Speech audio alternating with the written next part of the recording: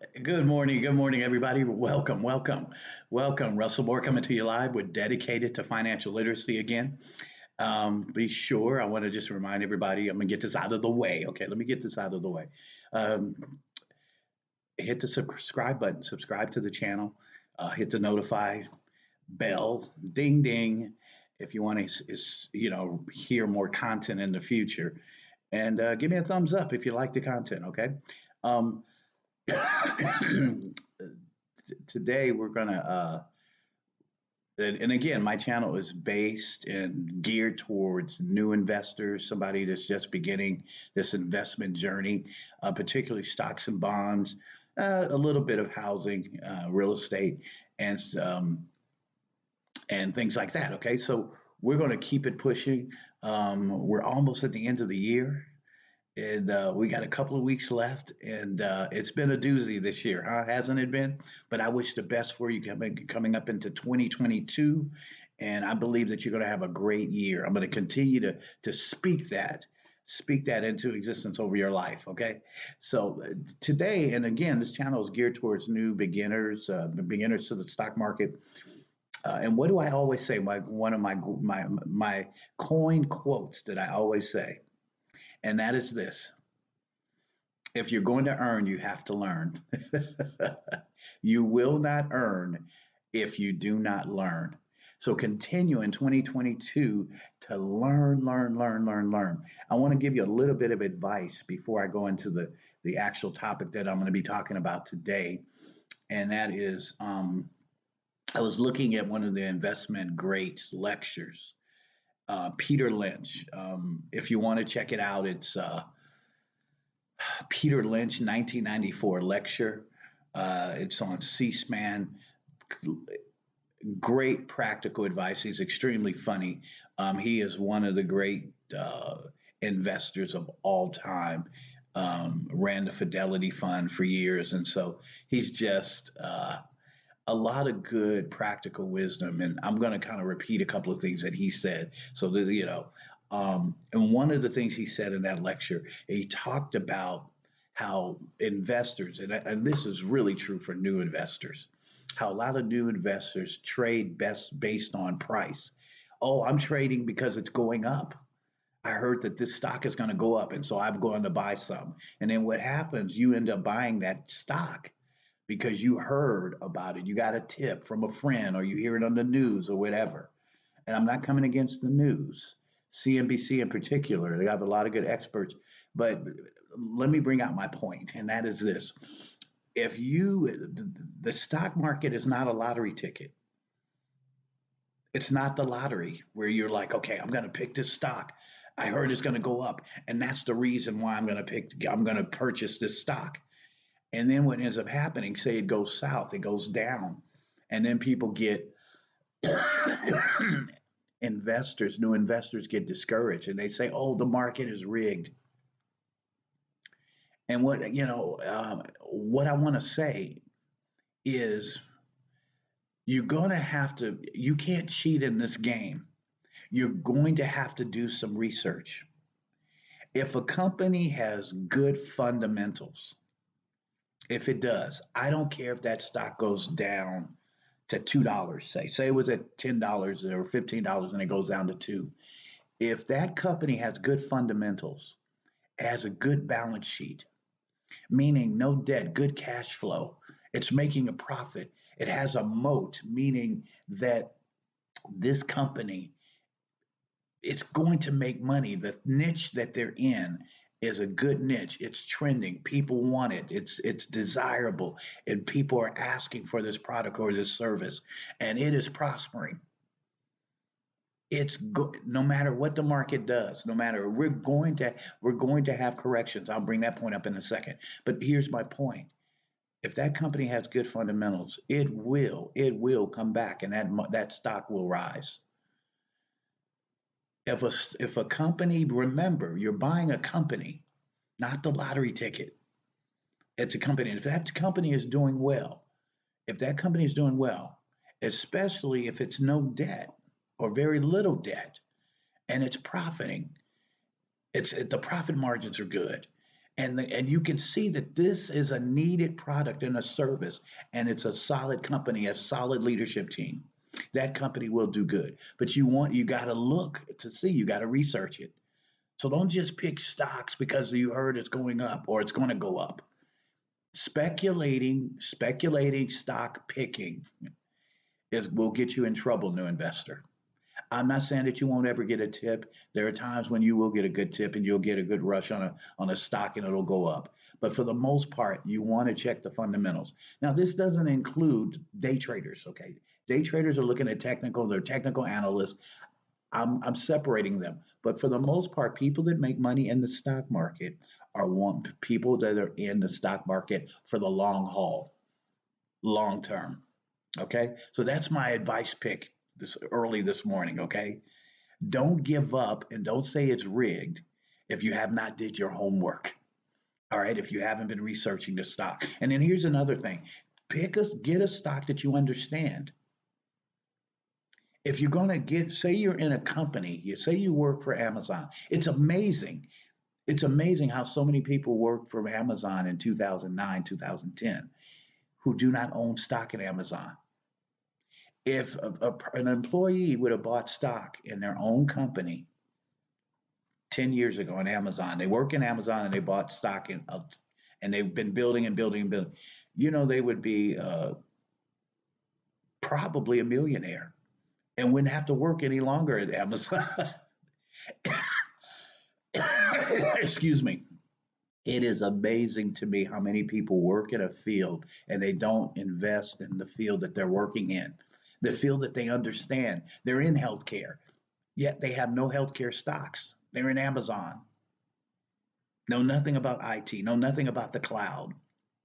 You got people in IT investing in energy and oil and gas instead of Microsoft. It is invest in what you can understand, what makes sense to you. Understand the companies that you're investing in. Okay. All right. That's it. All right. So, what I want to talk about today, real quickly, I'm not going to spend a lot of time on it, but this is just to wet your whistle. And that is the difference between an ETF and stock, a single individual stock. And I kind of wrote it in blue here if you can see it. ETF, single stock, or individual stock. And what's the difference? And uh, first of all, let's look at ETF. ETF, exchange traded fund. And I want to give it to you real practical and simple. All an ETF is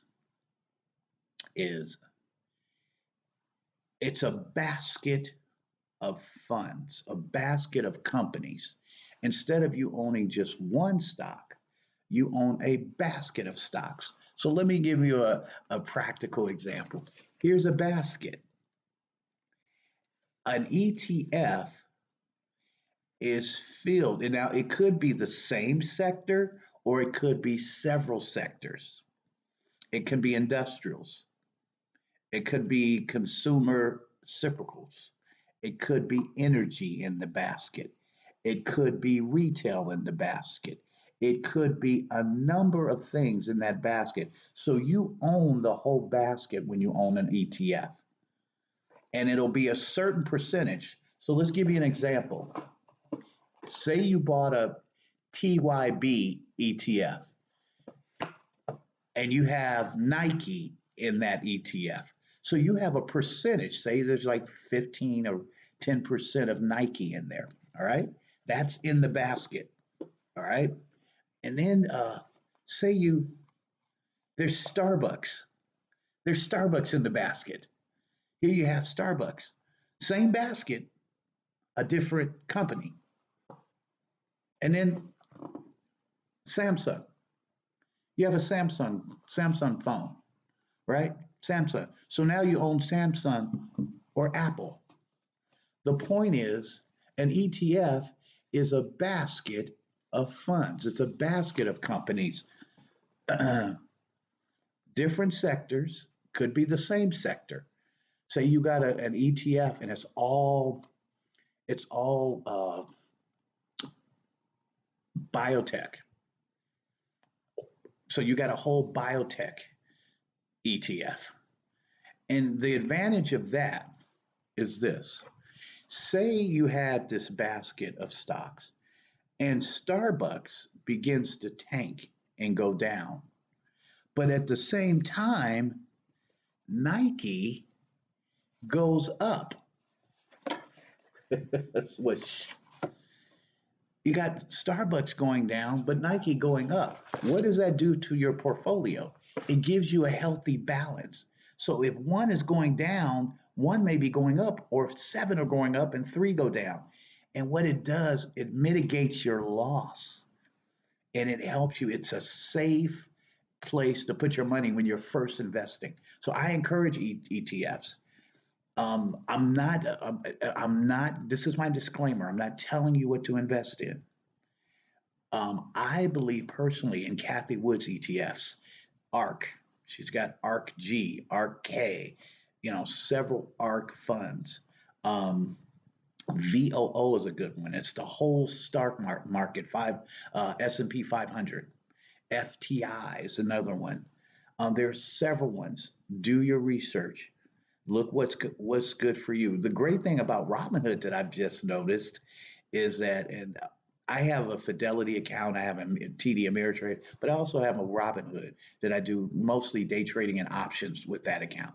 But the thing that I've seen that I've noticed in Robinhood is they break down the sector. They break down the sectors and they'll tell you the top 10 holdings inside the fund. And that's good to know so you know what's in the fund.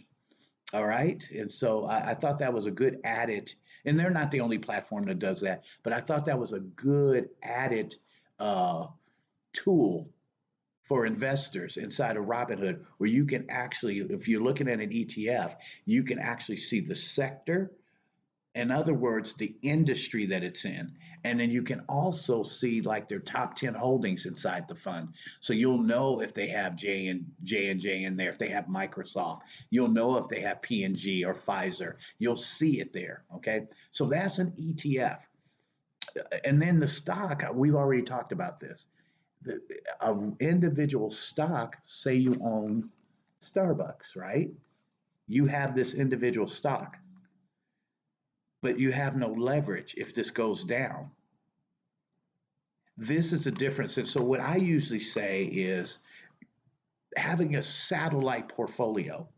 You have an ETF, and around it, you have single stocks that you own, like Microsoft, Starbucks, Disney. So, you've got this ETF, let's say VOO, all right? VOO. And in VOO, you've got a number of companies and you just give to that on a regular basis. You don't even have to look at it. But then you have around it, that's why we call it a satellite portfolio. You have Starbucks, then you have Nike, you have Disney, you have Samsung, and you have your individual stocks that you're investing in. Okay, so so the key now, the thing about an individual stock is that say Starbucks goes up, Starbucks can go up 40, 50% in a year. VOO, it's the S&P 500. It mirrors the S&P 500. So it's going to do whatever the S&P 500 does annually. What does the S&P 500 does? It averages about 7 to 10%. Okay, it may get up to 15 or 20%, but pretty much that's the index. Okay, but this may go up 50%. This may go up 60% annually. So individual stocks, there is more of a chance to get higher gainings and higher percentage because it's an individual stock. But it also means it can decline pretty bad too. All right. So those are kind of the pros and cons. I have just given you the difference between the ETF and just owning a regular stock. And what I would say to every beginner, get you a good ETF and put your individual stocks around it. I wouldn't say no more than 3 to 5 starting until you learn the process and you begin to learn and grow, and then you can add to your portfolio. Okay. All right, that's it for today. I want to say thank you for listening. Thank you for watching. Have a wonderful, wonderful day. And remember, if you do not learn, you do not earn.